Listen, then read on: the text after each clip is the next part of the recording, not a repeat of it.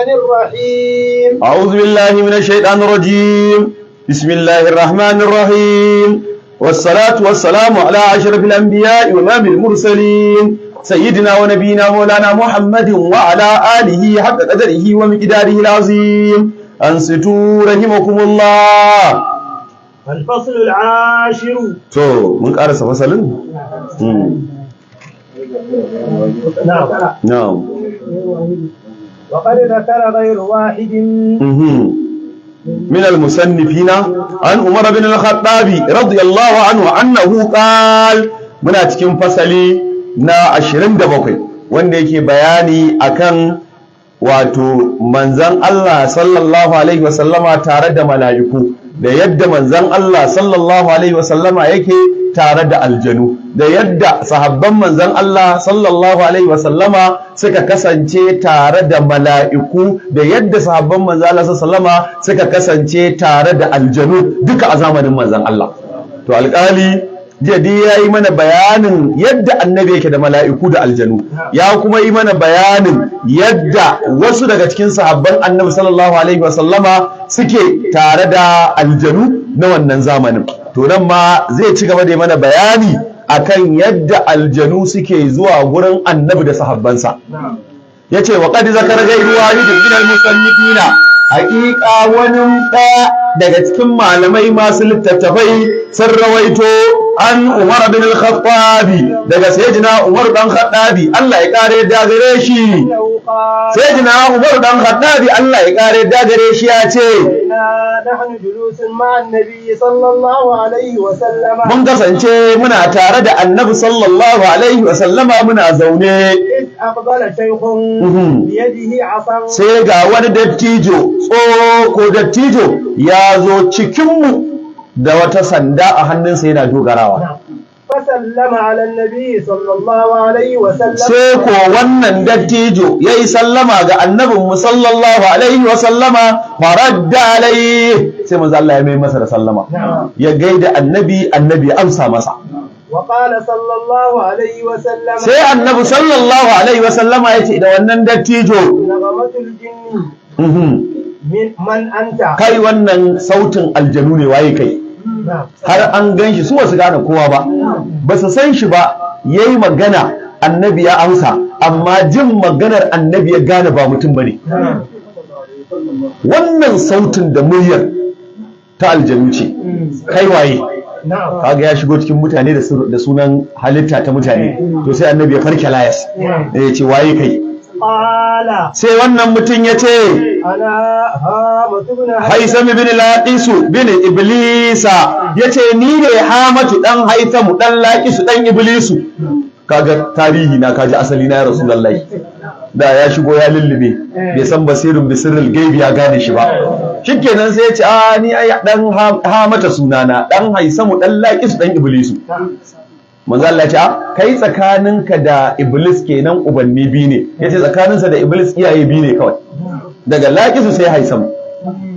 To sai na Umar, hadisin sai na Umar ne, sai na Umar ya bada wannan hadisin bidulihi yadda alƙali ma ya faɗa a nan ko, sai ce ka karanta hadisin bidulihi da tsawon hadisin. Yace muna zaune akan tudu tare da manzo Allah sallallahu alaihi wasallama, sai ga wani dattijo da sanda yana dogarawa ya zo ya sallama gaban annabi, sai manzo Allah ya amsa masa, yana amsa masa sai ce wannan muryar ba ta mutane bace, ta aljanu ce, kai wane ne?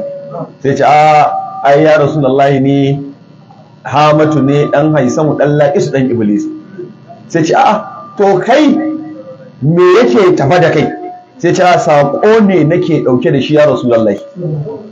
Sai to shikenan kai yanzu tsakaninka da shaidan mutum biyu, sai ce tsakaninsa da shaidan ubanni biyu.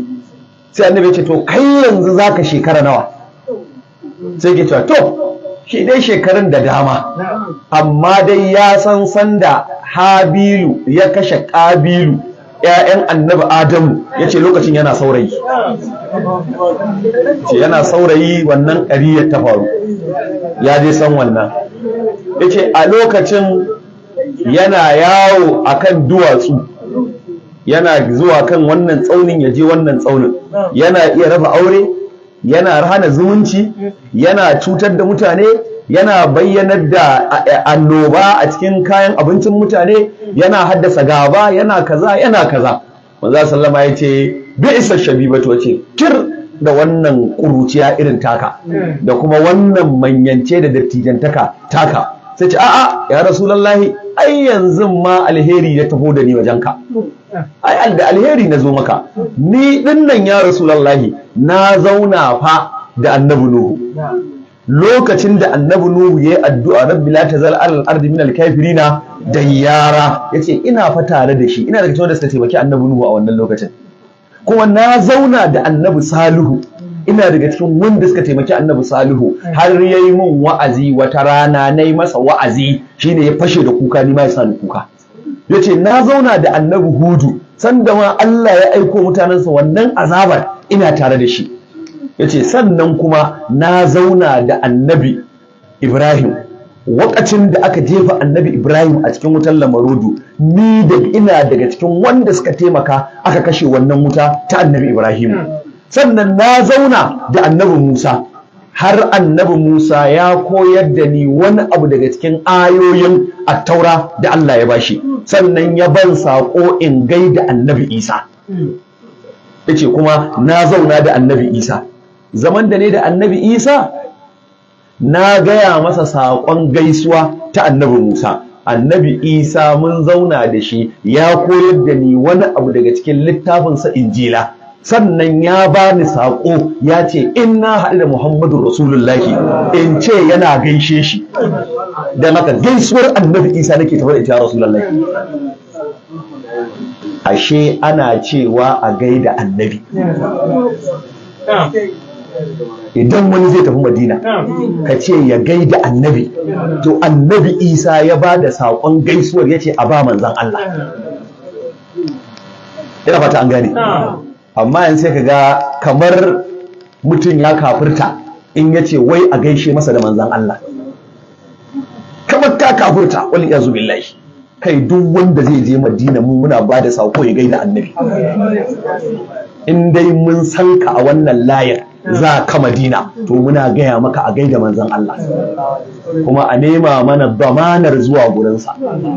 Shine saƙon mu a wajen annabi, ga saƙon mu a kai wa annabi.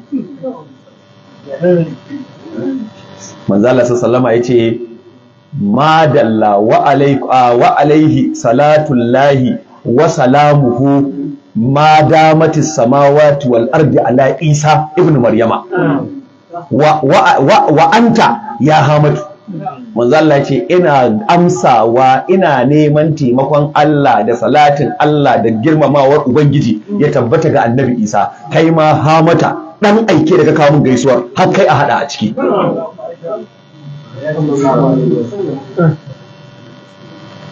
Shi yasa wanda ya tafi wurin Annabi ba shi gaisuwa.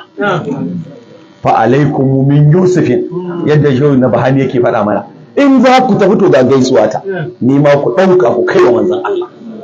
So haka duk wanda ya ji wannan zai je Madinar Annabi, in ya je ya ce muna gaida Annabi. Ga saƙon gaisuwar mu nan, a gaya wa Annabi muna gaishe shi.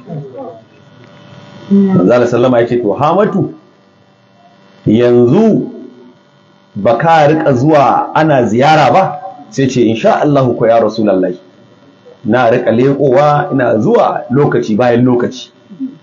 Ya ce sai na Umar ya ce sai ya ja jiki sai ya tafiyarsa.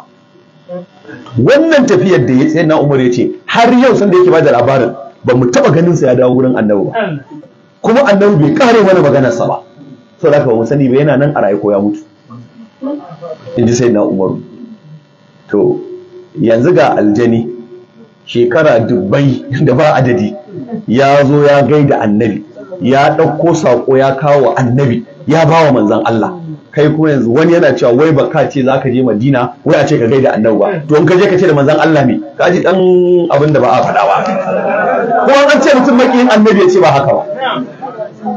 To gashi dai za mu karanta a nan gaba waɗanda suke ba da saƙon gaisuwa a je a gaya wa Annabi.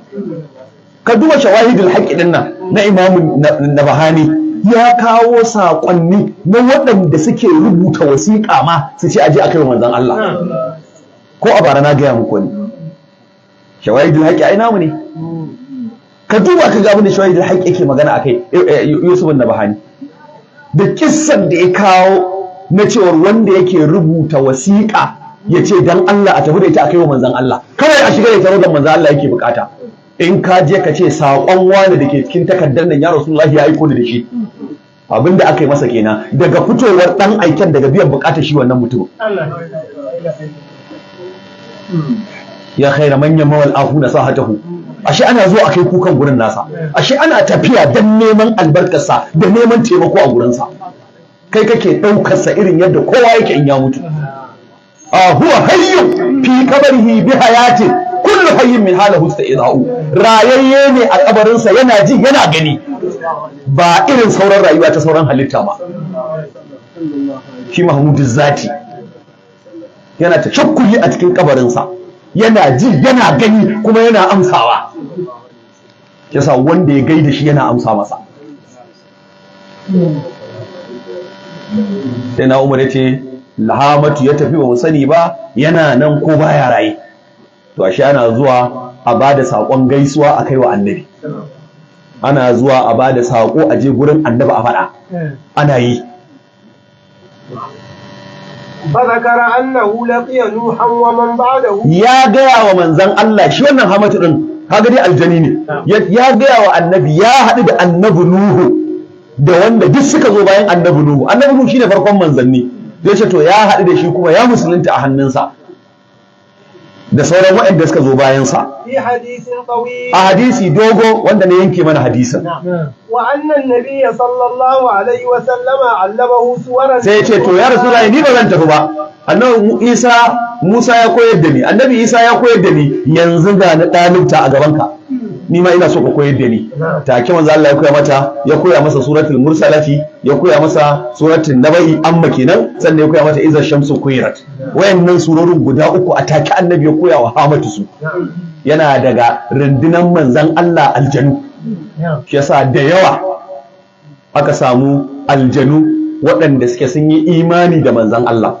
aka samu aljanu waɗanda ba su yi imani da manzan Allah ba akan samu musulmai a cikinsu minnal muslimuna wa minnal qasiduna akwai mummunai a cikin aljanu irin yadda kake ganin mutanenmu hatta bambance-bambancen aƙidodin nan duk akwai a cikinsu duk waɗannan da masu zafin aƙidar da masu sauƙin aƙidar da masu wasu ɗura ɗin duk akwai a cikin aljanu sadaka duk irin yadda mutane suke haka yanayin aljanin suke shi yasa da yawa daga malamai bayan sahabbai da muka faɗa a jiya akwai malaman musulunci malaman aljanu ne kuma aljanin suna karatu a gurinsu aljanun ne suke zuwa su yi karatu a gurinsu wani lokacin aljanun sai su aiko da tambaya ma wajensu yanzu misali ka ɗauki ibn al-arabi kasaitaccen malamin nan da aka yi ibn al-arabi al-maliki malami ne wanda a cikin tawaga almajiransa akwai aljanu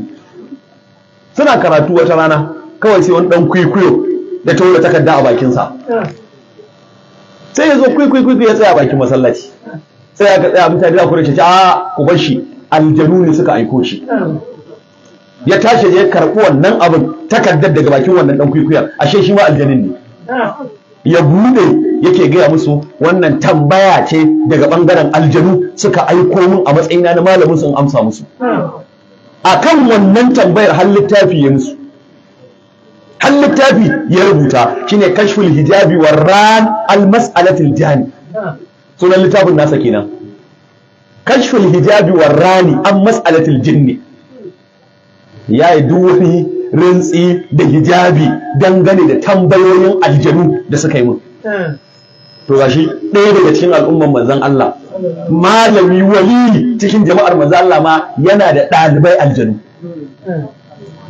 kisa dan manzon Allah ya samu runduna da jama'a ta aljanu sun biyo bayansa ba abun mamaki bane ba wannan karamar ta shi wannan wali ibn al-arabi to mu'jiza ce a haƙƙin manzon Allah mu'jizar manzon Allah ce duk wata wilaya ko wata karama da wani wali yayi to mu'jiza ce cikin mu'jizojin manzon Allah ke sa ka ce mu'jizar annabi ba za ta kare ba in dai da wali to da mu'jizar tana nan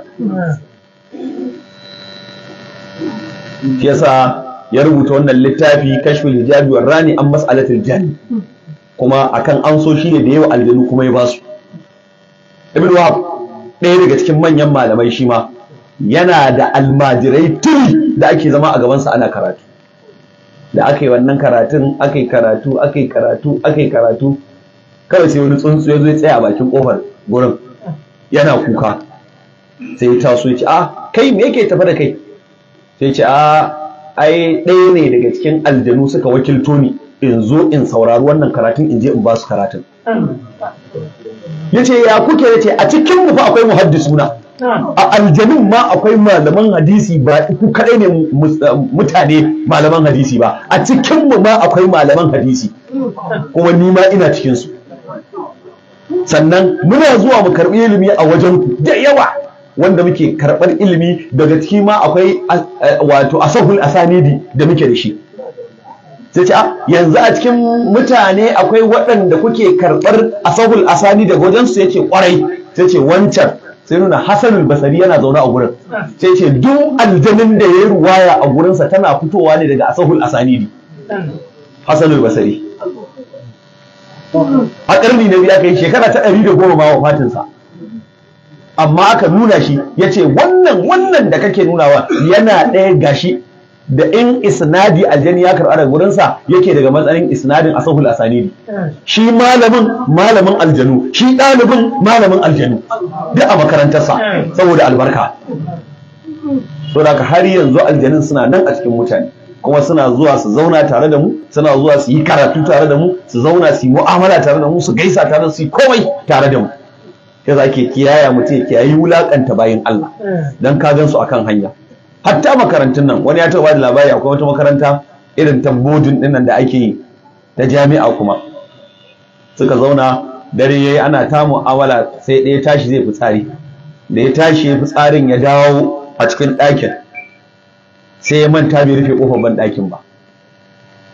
Yayyayi manta bai rufe ba. Ɗaya da ya zo kwanta sai ya ga ashe bai rufe ƙofar ban ɗakin ba.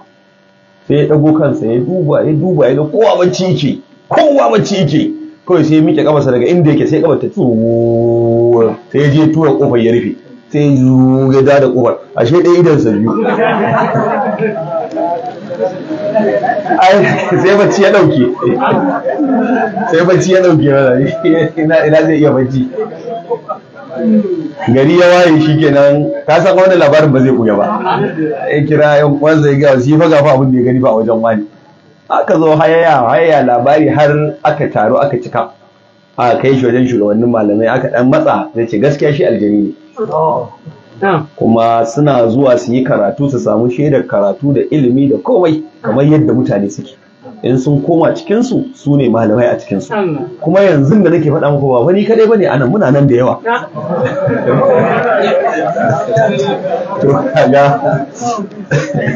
To kai dai yanzu taka ta bayyana, za ka kai haƙuri kaka ta roƙa mana makaranta. Waɗanda ba a gansu ba a kyale su, amma dai kai tunda ta bayyana don Allah ka yi haƙuri. Yi kenan tunda asiri ya tonu, ra ya tattare nasa nasa, daga nan gurin ya ɓace tafiyarsa. To har yanzu suna nan ana rayuwa da su, suna da mu'amala a cikin mutane sosai da sosai. Yasa akwai aljanu waɗanda suke tun zamanin annabi sun yi imani da manzan Allah, kuma sun ba da yaddarsu da wala'insu ga annabi, to kuma har yanzu akwai su.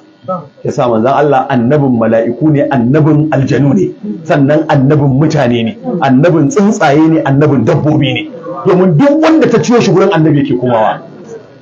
Ya kai ya tsuntsuwa a taɓa mata ɗa ta rasa inda za ta yi, sai da ta zo gurin annabi. Tsuntsu a sama ya tsaya ya buga fuka-fuki, manzo Allah ce kai a tsaya. Aka tsaya cak, ya ce ayyukum yaqu hazihi bi waladiha, ya ce ƙara ta kawo min, wai wa ya ɗauke wannan kuciyar? ɗanta ne. Don ce Rasulullahi ni ne gashi na ce sakan mata. Sai ya sake ce ba wani abu min alfarshi ila al'arshi da bai san ni annabin Allah bane. Tsuntsuwa ta iya a taba ta tawo gurin annabi, kai ne hankali ka shiga bala'i ka kasa kiran manzon Allah? Anya ai idan bala'i ya bala'i to ka tuna manzon Allah. In guguwar ta taso kira sunan annabi. Haka wani sahabi ya kai, da bala'i ya ciyo shi na rashin lafiya aka ce ka kira wanda ka fi so a duniya sai ce wa Muhammada shike ne na taba kafa sai gabar ta bashi har ake abin da ake bai ma ji abin da ake ba saboda ya kira Muhammadin zati imani ya shiga zuciyar da gaske yake kaunar manzon Allah ce sa kai ma an ka ji dugu-dugu to a kira annabi a kira manzon Allah Allah yana yi in aka doshe shi da manzon Allah so da manzon Allah ya koya masa wayannan surori suratul wal mursala da amma da iza shamsu kuyirat wayannan sune surorin da manzon Allah ya koyar da shi وذكر الواقدي قتل خالد عند هدمه العزى للسواد التي خرجت له ناشزة شارها أريانة فجزلها بسيفه yana daga waɗanda suka ga aljanu a zamanin annabi balo-balo aljanin ya fito ya ce abinda waƙidi ya ambata lokacin da Khalid ibn Walidu Saifullahi ya je ya sare ya rushe gunkin Uzza ya ce sai ga wata mace ta fito tsirara baka kirin da tajajjen gashi a kanta manzo Allah ya ce ai wannan ita ce aljana ita ce Uzza din ita ce aljana ai wannan gumakan da kuke ganin suna magana ba gunkin ne suke magana ba aljanu ne suke shiga cikin gunkin suke magana saboda haka yanzu wannan abin da kai na rusa wannan gunkin to shi yake tabbatar maka da cewa wannan aljana take cikin gunkin ta mutu da ta fito tsirara da tajajjen kai Khalid ibn Walid ya daga takobi ya dace mata wuya annabi ce ita ka kashi to da mala'ika ne in ya taba shi to ba mala'ikan ya taba ba mai wannan sifar ya taba amma da yake ita ce manzo Allah ce to ita ce wadda ka kashe ta haka ta fito masa tsirara sanda aka yi fatahu makkah manzo Allah ya ce aje a rusa Ka'aba to wannan abin da aka yi Khalid bin Walid shine wanda ya kashe ya ture gunkin nan na Uzza sai aljanna da take cikin sa ta fito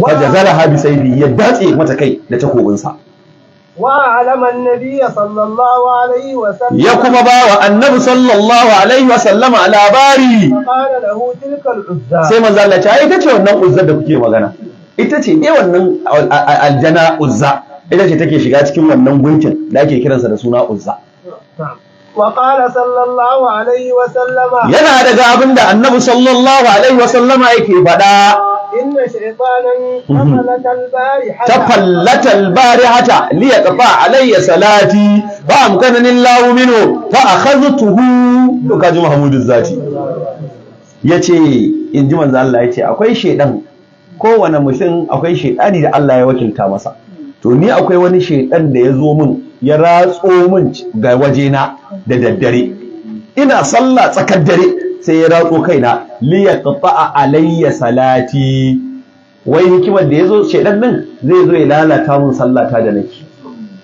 shine dalilin zuwan sa sai yazo ya matsa kusa da Annabi sallallahu alaihi wasallama manzo Allah sallallahu alaihi wasallama yace fa amkana lillahu min sai Allah ya bani dama fa akhastuhu sai na kama shi ba wai ganin aljannin ba shi kama aljannin yake kuma ya kama wannan shaidanin ya rike shi Annabi sallallahu alaihi wasallam ya ce na daure shi a al'amudin masallaci na raya sai gari ya waye zan ba yara ƙanana na Madina su daura masa igiya a ƙugu yadda ake wuburi su zagaya da shi gari kowa ya gan shi ga aljannin da ya bujo mun da daddare abinda Annabi ya shirya masa kenan ce wannan na raya a zuciyata ma'ana Annabi zai yayi hijabi kowa ya ga aljannin kowa ya zo ya ga aljannin kaji ba min sawaril masjid hatta tanzuru ilayhi kullakum annabi yace nayi niyya in daure wannan aljanin a jikin al'amudin nan na masallaci na sai gari ya waye ko a cikin ku yazo ya ganshi ga aljanin da yazo mun je da daddare kaga shi aljanin suna nan ashe kuma ana ganin su kuma Allah ya baka dama ma zaka iya kama shi dan haka shi aljani ba wani abun tsoro bane in dai kana ambatan Allah shi babban abin da aljani baya so ya same ka baka ambatan Allah amma in dai kana ambatan Allah kana azkar to da izinin Allah aljani kafi karfin sa ya samu wurdin mu na dariƙar tijaniya shine maganin kawai istighfari 100 salatin annabi 100 la ilaha illallah da 100 da safe wayannan guda uku wallahi da aljanin da tinkare ka kafi karfin sa sannan kai da yamma kai wannan to safa da yamma din wannan maganin aljanu ce. In dai za ka yi Allah zai baka kariya daga shafa aljani. فذكرت دعوة أخي سليمان. Annabi sallallahu alaihi wasallam yace har na kama shi na daure shi al'amudin masallaci, yace sai na tuna addu'ar dan uwana Annabi Sulaiman. Baraka ji kara irin ta Annabi. Sai wa Annabi Sulaiman kara. Saboda mai ai shine aka bashi dama yayi tasarrufi da aljanu da mutane da dabbobi da komai. Dukkan duniya Allah ya bashi mulkin ta. Kowane abu Allah ya bashi mulkin wannan abu. Saboda haka sai ya addu'a. Me ya addu'a Annabi Sulaiman? Rabbi gifirli la yanbaghi li ahad. Yace ya ubangiji ka gafarta mu duk wannan mulkin da nayi da kasaitar da nayi da buwayar da nayi na mallaki duniya. Har sai da ya mutu amma aljanu ba san ya mutu ba. Yana tsaye har sai da gara ta zo ta cinye sandarsa. Sannan Annabi Sulaiman ya fadi. Amma tsayawar da suna aiki har Allah ya zara ran kusan wata 6 aka ce ko shekara guda. Yana tsaye ba su ma san ya mutu ba. Suna ta aiki saboda kasaitar da Allah ya ba Annabi Sulaiman. Sai to amma dai ya ubangiji ina roƙo ka bani mulkin da ba zai yiwu wani yayi irin sa a bayana ba. Shine addu'ar da to shikenan manzo Allah ce tunda dai ya nemi Allah ya bashi wannan matsayin kuma Allah ya bashi, ya kama aljanu, ya daure aljanu, yayi aljanu shari'a, yayi aljanu hukunci, ya sa su a kurkuku. To ni ko yanzu gashi na kama aljanna, to bara in kyale kada in yi masa wato a shige a cikin addu'ar da ya tsakaninsa da Allah. Na haka bara in saki wannan aljanna. Sai manzo Allah ya saki aljannin ba tare da ya kama shi ya zo ya nuna mutane kowa ya ganshi ba. Da yadda ake a zamanin Annabi Sulaiman tsakanin mutane da aljanu, ga mutane anan ga aljanu anan, haka ake zaune a fada Annabi Sulaiman. Ga mutane anan ga aljanu anan, haka ake zaune. To da Annabi ya gwada mana wannan matsayin. Sai a waye gari kawai da sabon kuma ga aljanin Annabi ya daure shi, kowa ya zo ya gaishe. Sai Annabi ya tuna wannan addu'a. Wannan Annabi yana nuna maka cewa ashe ya san wancan lokacin kenan, ya san wancan abin da ya faru zamanin Annabi Sulaiman, ya sani, gashi ma har yana bada labari a kansa. Yasa sai manzo sallama ya masa alkunya, ya saki wannan aljanin nasa. Amma ba dan haka ba da kowa ma na Madina a lokacin sai ya ga wannan shedanin na Annabi sallallahu alaihi wasallam. Amma da ƙarshe manzo Allah ya ce to ni nawa shedanin ma ya musulunta.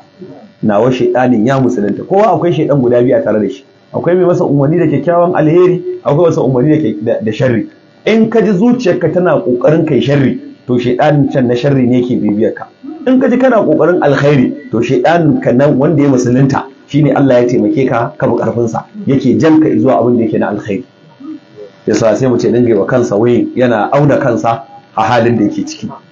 Faraddahu Allahu khasi'an. Sai Allah ya juyar da wannan shedanin nawa abin tabewa. Wa hadha babun wasi'un. Aljani yace wannan babi ne mai fadi. In zan muku magana akan aljanu na zamanin manzon Allah, in zan yi muku magana akan imanin aljanu da suka yi a zamanin Annabi, in ka duba hujjatullahi alal alamin fi mu'jizati sayyidil mursalin, al-imam an-nabahani ai ya kawo sama da aljani 60 waɗanda suka yi imani da manzon Allah. Aljanu 60 wanda da sunansu da abin da ya faru tsakaninsu da Annabi duka sai da ya kawo su. Aljani kaza ya zo ga yadda suke da Annabi, ga yadda suke da manzon Allah. Wani aljanin sahabban manzon Allah ya bi, wani a cikin su matayen manzon Allah kamar na Ummu Salama. Da yawa daga cikin su ta ga wasu aljanin, ta ga ma mala'iku duka daga cikin jama'ar manzon Allah. Yasa yana daga cikin tawagarsa aljanu, yana daga cikin tawagarsa mala'iku, yana daga cikin tawagarsa annabawa. Har annabawa ma tawagar Annabi ce. Wallahi annabawa ma a bayansa suke. Jus da kadara fama amamaka khalqu, ka ketare wani matsayi a gabanka babu halitta. In dai halittar da Allah ya ce to ba ta gabanka ya Rasulullahi, kai ne a gabanta. Fama amamaka khalqu, Allah tabaraka wa ta'ala shi kadai ne a gabanka, amma kowa yana bayanka. Yasa daren da aka yi Isra'i Allah ya ce ku tashi an fasa mutuwa. Tun daga Adamu zuwa kan Annabi Isa sai da Allah ya raya su ya tashi su. Ya ce ku je ku yi masa mubaya'a a zahiri. Can wa idza kaza Allahu misaqan nabina a badini akai. kan a aiko su aka yi wannan. To yanzu duk kun zo kun gama rayuwarku a matsayin ku na annabawa, kun yi shekaru dubbai a duniya, kun kira mutane sun yi imani, wasu su imani, wasu sun shiga aljanna saboda ku, wasu za su shiga wuta saboda ku, wasu kaza jiransa kuke yi. Yanzu gashi ya zo, to ku taso ku tsaya a bayansa. Wannan matsayi na annabi fa babba ne fa. Yaushe aka yi annabi Adamu farkon halitta, amma Allah ya ce tashi, an fasa mutuwa ta ka tashi, je ka gurin Muhammadu zati. Suka tsaya, annabi ya musu sallah. Shin in ka ce gawa ba ta magana ko ba za su yi ba, shin annabi da gawa ya sallah ko da annabawa a daren Isra'i? In har Allah ya raya annabawa sun yi motsi, sun fito, sun tsaya a bayan annabi har yi sallah raka'a biyu da su, ai kana wanda Allah zai raya babu kamar manzon Allah. Dan shi fa aka raya su, suka tsaya a bayansa, yana tunowa masallaci annabi Ibrahim ya miƙe, Jibril na zagi ga manzon Allah, Mika'ilu na baya ya masa dan matafi, Jibril ya yi zagi, annabi Ibrahim ya miƙe, ya ce taƙaddam ya Rasulallah, ya ce matso, anta imamul mursalina, ai kai ne shugaban mu, matso ya Rasulallah. Manzo Allah da saboda tawali'u ya dan ja baya da ya ga annabi Ibrahim, abul anbiya kenan. Manzo Allah ya bayar ta taƙaddam ya Muhammad, to matso. Manzo Allah ya matso, ya ce to anta imamul mursalina, kai ne shugaban mu, jagoran mu, limamin mu, yi mana sallar a zahiri dan makiyanka su san Allah yana raya mutum bayan ya mutu. Kuma za ka yi amfani don mu gashi kai mana amfanin. Ta su ya yi musu sallah, ya gama, sannan ya tafi. Sannan aka ce aikin ko bai kare ba, ai aikin ku bai kare ba anan, kun sauri ku riga shi zuwa sama, ku jira shi kuma ya zo. Ku ne fada wanda za ku buɗe ƙofar tasa. Nan ya yi musu sallah, ya idar, ya tsaya kafin a hau buraƙar, aka ƙara fusgar ruhaniyarsu, aka ce ku je ku jira shi. Duk inda ya je wannan annabi zai tsaya ce ga wane, labbaika wa sa'adaika, assalamu alaika, marabala ne da kai ya Muhammadu zaki. Su suke masa bangaji, barka da sauka a kofar, sannan a buɗe ya shiga su tsaya a nan, matsayin kenan. Har aka je ƙarshe inda Jibrilun ma ya tsaya, shi ma tafiyarsa da ƙarfinsa da tafiyar tasa ita ma ta ƙure. Aka je kuma sidratul muntaha, magaryar tikewa, duk abin da yake doron ƙasa bai taɓa wuce wannan gurin ba. Ina ne sidratul muntaha, duk abin da yake a nan dandariyar ƙasa bai taɓa wuce wannan gurin ba. Shi kuma duk abin da yake sama bai taɓa ratsowa ya fito cikin wannan sidratul muntaha din ba. To ga Muhammadu zati ya wuce ta. Ne justa kadaran fa ma amma maka kalku. To an wuce, an bar dukkan halitta kuma ya je ya gana da mahaliccinsa. Shine karatun mu na jiya. Ina za a gane wannan matsayin nasa? Ai imani kawai ake so a manzon Allah. So ake kawai kai imani da annabi. Amma wallahi ba za ka gane matsayinsa ba. Ba za ka gane martabarsa ba, don kimarsa da girmansa a gun Allah. Wallahi ba za a gane ba. Wani abin fa sai a filin alkiyama. Wallahi sai wannan ranar da manzon Allah zai fito. Ranar za ka ga buwayar Allah, ranar za ka ga yadda Allah zai karrama annabi Muhammadu. Kowa yana cikin tsaraici amma ban da shi, kowa bai san me zai yi ba amma ban da shi, kowa yana cikin damuwa amma ban da shi, shi kaɗan ne mai wannan damar. Ana laha, ana laha, ana laha, ana laha, tawace, tawace, tawace, ni ne da ita. Ya je tunkari mahaliccinsa. In dai halitta ce wata sai ta tunkari Allah ba, sai shi kadai. So da duk wanda yake ganin ma bai kai ba, a ranar zai tabbatar da annabi ya wuce inda yake zato. In ka dama ai muna tare. Kullu nabiyyin qala nafsi wa ummati, yaqulu rasulullahi akrim bihi aina. Allah ba mu albarka annabi. Allah ya kare mu da san manzan Allah, ya kare mu da ganin girmansa. So da ka a shirya za mu kallo a filin alkiyama ran da muka biyo annabi a baya, ran da duk wani masoyin annabi ya amsa wannan kira ya fito sai ya nemi inda annabi yake. to a lokacin za a gan mu da fifin masoya da fifin masoya a lokacin za ka gan mu na manzo Allah wanda ma duk ba ka zato za ka gan shi a cikin wannan gurin duk annabawa a nan suke wallahi duk manzanni a nan suke duk waliyai a nan suke duk wani taƙiri na Allah yana nan gurin yana jiran manzan Allah shi kadai ake jira shi kadai in ya ce daga nan Allah ai nan shi Allah zai ce na yarda duk abin da ya ce yau wallahi khuzillahu nabiyya ce wallahi ba zan kunyata ka ba Mahmudu salma tu'la wa shafa'atu shaffa duk abin da kake so ka nema zan yi maka sai ce ayi dai hisabi ya ubangiji sai Allah ce shi yana ji ai da cewa yayi muna neman abuwa tafi aljanna zai ce na hakura tafi aljanna ce mai sai wala sawfa yu'tika rabbuka fatarda wallahi sai da Allah ya rantse zan baka alkhairi zan maka alkhairi ya Mahmud sai ka ce ya ishe ka ubangiji ne zai masa kasaita ce wallahi zan baka sai ka ce ya ishe ka Allah yana son manzon Allah yana ganin girman annabinsa jama'a ku ga girman annabi wallahi mutum ya dan farawa zuciyarsa ganin girman manzon Allah wallahi ya dinga halarto wannan abin da Allah ya ba annabi ina shi yaushe zai wata magana mara daɗi ma ga manzo Allah yaushe zai daga murya ba wanda aka ce ba a daga murya a gabansa Allah ba mu da annabi الفصل الثامن والعشرون فصلي ناشرين دترى إخباره صلى الله عليه وسلم نعم ومن دلائل نبوته wato wannan fasali ne da yake alamun maulidin annabi wato alƙali nan ya taho gangara a wannan kismin yana so ya kulle kismin da batu akan maulidi da haihuwar annabi saboda ka karkade kunnanka zaka ji a maulidin annabi yake yadda Allah yayi masa kafin bayyanarsa wallahi ba mu ne muke faɗar annabi haka ba tun kafin yanzu sama da shekara 2000 da bayyanarsa wallahi ake faɗarsa ake faɗar darajar da Allah ya bashi kuma ake aiko masa ma da saƙo yana da saƙon da aka aiko masa shekara 2000 sai ran da ya bayyana aka bashi saƙon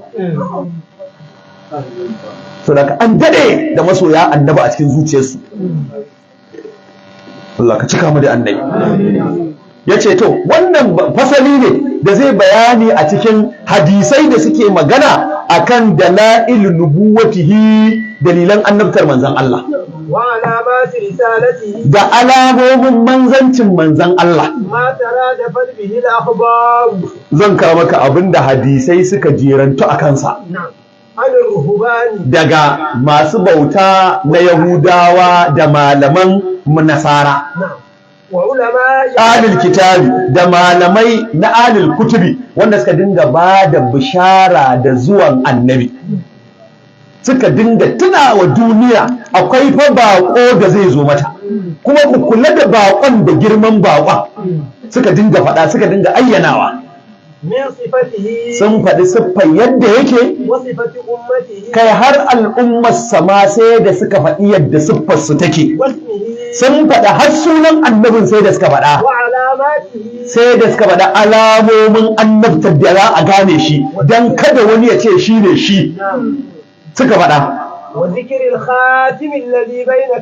hatta hatimin annabta da ke kafaɗarsa sai da suka faɗa cewa akwai hatimin annabta a kafaɗarsa tun kafin zuwa su ba ake faɗa wannan sifar tasa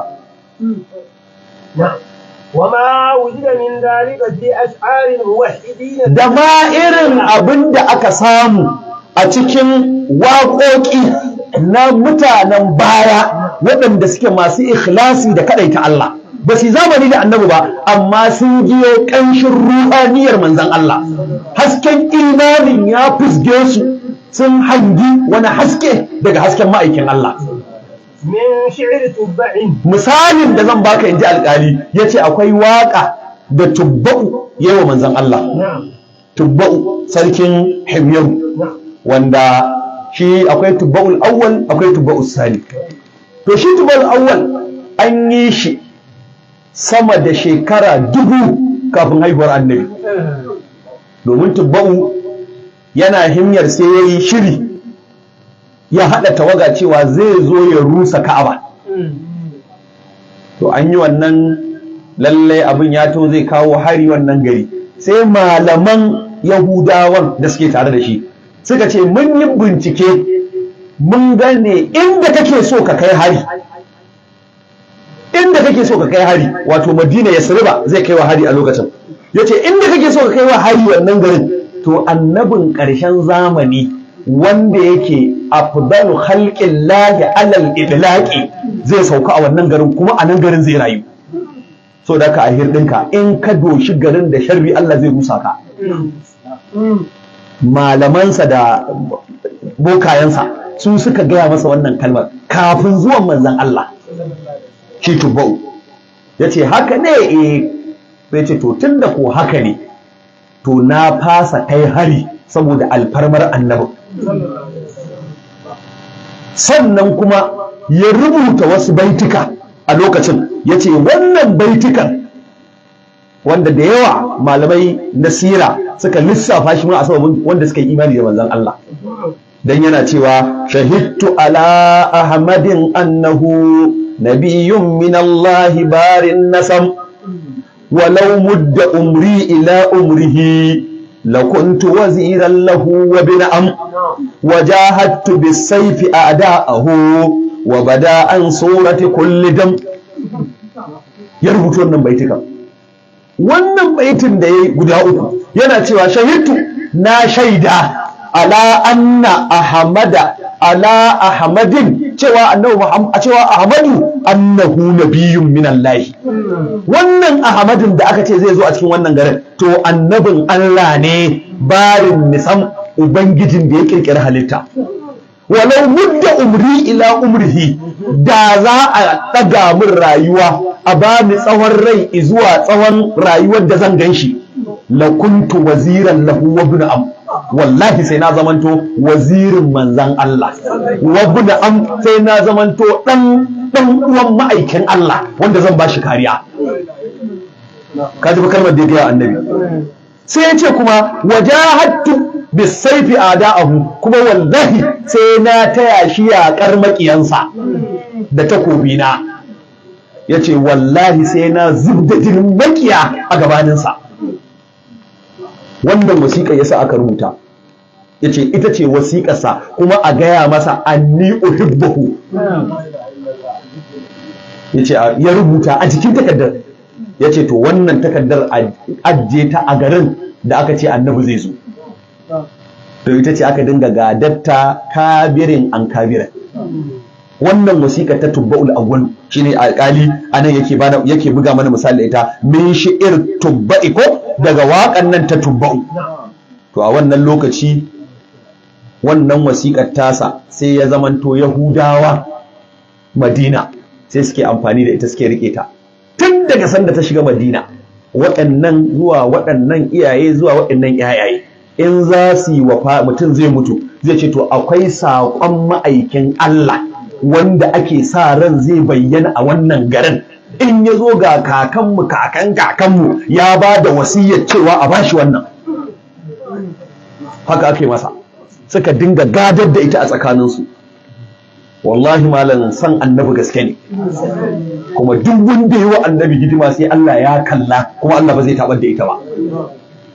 Radda manzon Allah ya shiga Madina, radda ya hijira, taguwarsa an biyo ta, wannan yana kamawa wannan yana riƙewa. Annabi ya ce da'aha fa innaha mamuratun, ya ce ku kyale ta, akwai aiken da aka yi mata ita ma, akwai inda za ta, bata tsaya ko ina ba sai kwar gidan Abu Dalhata, kuma a nan ne wasiƙar annabi take gidan. Sun suka gaji wannan wasiƙar. A nan ƙofar gidan da ta zauna, nan ne gidan da wasiƙar annabin take.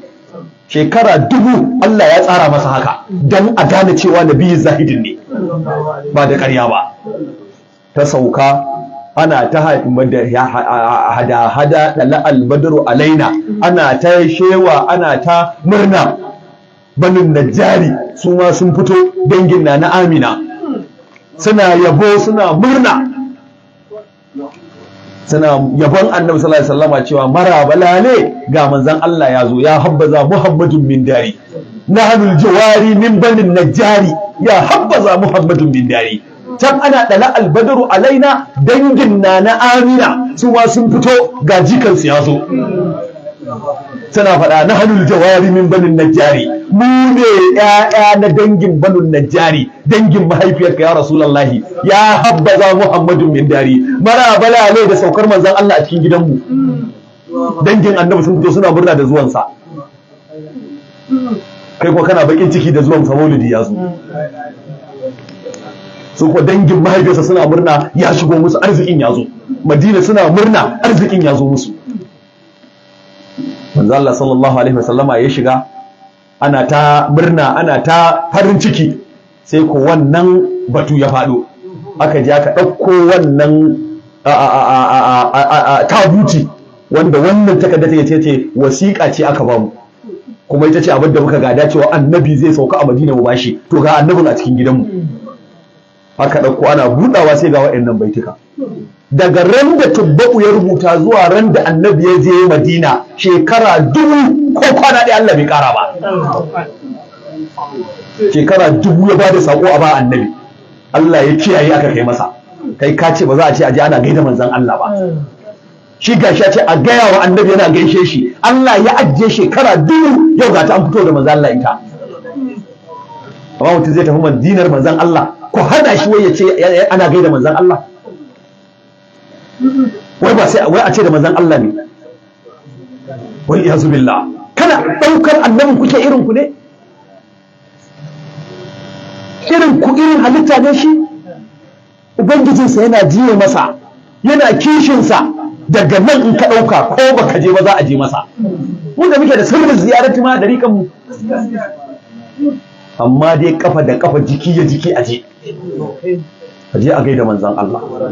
Tun zai je baka sako, ka je ka tsaya, kashe da kuka ka gaya wa manzon Allah. Gani na zo ya Rasulullahi, ai mun dumana in ta zuwa tsawon rayuwata.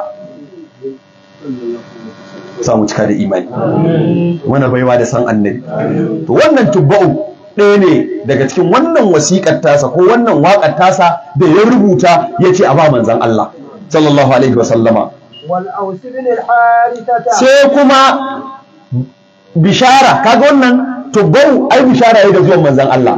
Walau mutu umri ila umrihi, ko yace wallahi da na tsawon rai lokaci na a wannan lokacin la kuntu waziran lahu wa ibn abu, da na zama masa da na zama waziri ko dan uwansa. To amma dai a gaya masa ina kaunarsa kuma ina son sa. Yasa da yawa daga malaman sira suke rubuta shi daga cikin wanda suka yi imani da manzon Allah, duk da basu ga annabi ba, shekara 1000 yana cikin jama'ar manzon Allah. Sai kuma Ausu bin Harisata. Ausu bin Harisa ɗaya ne daga cikin wato ainihin manya-manyan jama'a da aka yi su a baya, wanda shi ma ya ba da labari da zuwan manzon Allah. Wa Ka'ab bin Lu'ayyin, hakanan Ka'ab bin Lu'ayyin, hakanan Sufyan bin Mujashin yana daga cikin wanda suka ba da labari da zuwan annabi kafin annabi ya zo. Wa qussu ana cewa qussu, ana cewa qissu din. Wa qussu bin sa'idat al-ayadi, hakanan qussu bin sa'idat al-ayadi wanda shi ya ma ga annabi, ya ma ga manzon Allah shi qussu, har sun yi magana da annabi, har annabi ma ya je inda yake wa'azi a kasuwa, kuma yayi imani da bayyanar manzon Allah, sai dai bai san annabin bane. Shi qussu bin sa'idat al-ayadi sai da ya imani da annabi, sai dai bai san cewa shi ne annabin ba. Yazan wa gairihim, da ma irin kissar da aka bayar akan Saifu bin Ziyazan. Saifu bin Ziyazan wani sarki ne shi ma wanda aka yi shi daga cikin shugabannin Himyar, kabilar Banu Himyar. Yana da kasaita da mulki. Sai Abdul Muttalib, kakan manzon Allah, sai suka je wajensa da suka je wajensa sai yake cewa kai wane ne, sai yake cewa aini sunana Abdulmuɗallabi. Ya faɗi iyayensa, da ya zo kan Kinanata sai ce dakata, kai kana da alaƙa da Kinana? Sai ce, ya ce to a cikin tsatsanku annabin ƙarshen zamani zai bayyana, a tsatsanku annabin ƙarshen zamani zai bayyana, kai matso gabana. Da ya matso ya ce yi magana in ji, da ya yi magana sai ce na ga abu biyu tare da kai, a damanka ina ganin annabta, a hagunka ina ganin mulki. Ashe shi ne kakan manzan Allah, ita ce annabtar da shi Zaid bin Ziyazan yake ishara da za ta bayyana. Sai to naga annabta a damanka, naga mulki a hagunka. Wannan mulkin su ne Banul Abbasi, dole Abbasiyawa da aka yi. To gashi yanzu yana bayanin zuwan annabi da bayyanar manzan Allah a cikin Abdul Muttalibi, kafin fa amma zo maganar cewa haifi baban manzan Allah. Ana bisharar cewa za a haife shi a cikin wannan ayarin, a cikin wannan dangin zai fito. Saboda haka manzan Allah sananne ne a cikin dukkan alam, sananne ne a cikin duk halittar Allah. Ba abin da bai san shi ba sai maki kawai, sai mai inadi wanda yake ganin matsayinsa bai kai ba, ba zai iya ce masa sayyidu ba, ba zai iya cewa maulana rasulullahi ba, sai mai inadu, sai mai inadu. Allah ya kare mu. To sai mu tashi a nan gurin ko sai mu tashi wa arab min amrihi Zaid bin Amr bin Nufail, sai kuma abin da ya faru da Zaid bin Amr bin Nufail, Allah ya kare da a gare shi. Shi ma bayani ne sosai wanda kissoshi ne nan waɗannan mutanen duk sun ba da labari ne da zuwan annabi kafin annabi ya bayyana. To da haka dan kissoshi da ake bayarwa ba kissar yan maulidi ba ce, kissa ce wadda ta faru a haƙƙin annabi dan Allah ya nuna alfarmar annabi. Allah ya ƙara mu da san annabi, Allah ya saka wa alƙali da alkhairi, yadda alƙali ya tsaya ya zaƙulo waɗannan abubuwan dan ya faranta wa masoya annabi. Mutum ka taka da ƙarfinka cewa abin da kake kai akan zarafin annabi daidai ne, babu wani da zai gigita ka akan lamarin. Allah ya ƙara annabi daraja, Allah ya saka annabi mu da alkhairi, Allah ya cika zuciyarmu da imani da yaƙini. Allah ka ba mu sabati, Allah ka ba mu sabati, Allah ka ba mu sabati. Akwai dan uwa da Allah ya masa rasuwa da zo, ɗaya daga cikin yayyenmu Malam Mamuda, muna addu'a Allah ya gafarta masa, Allah ya bashi aljanna, Allah ya sa ya huta, Allah ya haɗa shi da ruhaniyan manzan Allah, Allah ya riko da hannayenmu, Allah ya zaunar da mu lafiya, kasar mu Allah ya zaunar da ita lafiya. Yan uwanmu da ake kaiwa hare-hare a jihohin nan na arewa, Allah ka yaye musu, Allah ka kai musu ɗauki, mu kuma Allah ka tsare mu, Allah ka tsare mu, Allah ka zaunar da mu lafiya, Allah ka yi mana luɗufi, kai riko da hannunmu, ka bar mu da san annabi, kai mana baiwa da ganin girmansa da soyayyarsa da ziyartarsa saboda alfarman manzon Allah. Allahumma salli ala